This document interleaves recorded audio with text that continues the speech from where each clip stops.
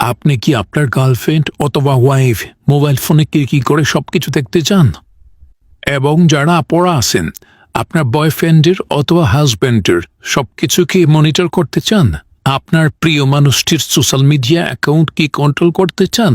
যেমন imo, WhatsApp, Facebook, Instagram, TikTok, number দিয়ে call list বের করা, gallery, Gmail, live location tracking, premium VPN, Telegram, free fire account, PUBG account, যে কোনো সাইটের Aviator hack, artificial intelligent trading Botim account অথবা জাতীয় পরিচয়পত্রের ভুল সংশোধন। আর আমি মনে করি যে এই সোশ্যাল মিডিয়া হ্যাক প্রবাসী ভাইদের অনেক কাজে আসবে।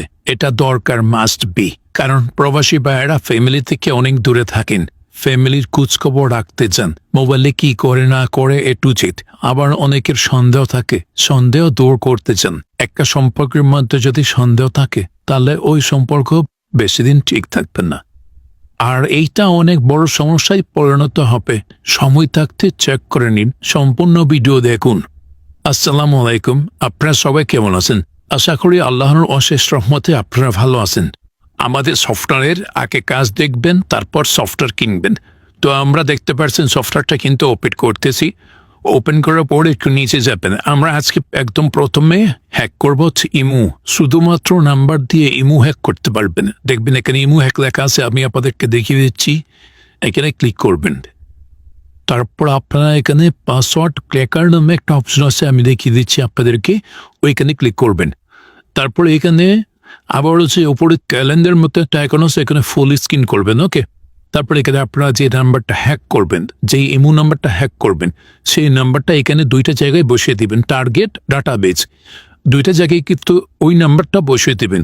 এইখানে যে কোনো দেশের নাম্বার হোক আপনারা করতে পারবেন। আপনারা ওই নাম্বারটা এখানে বসিয়ে দিবেন। ওকে, নাম্বার বসানোর পরে ওপরে যে ক্র্যাক নামে একটা অপশন আছে, ওইখানে ক্লিক করবেন। তারপরে এখানে কিছুক্ষণ ওয়েট করবেন।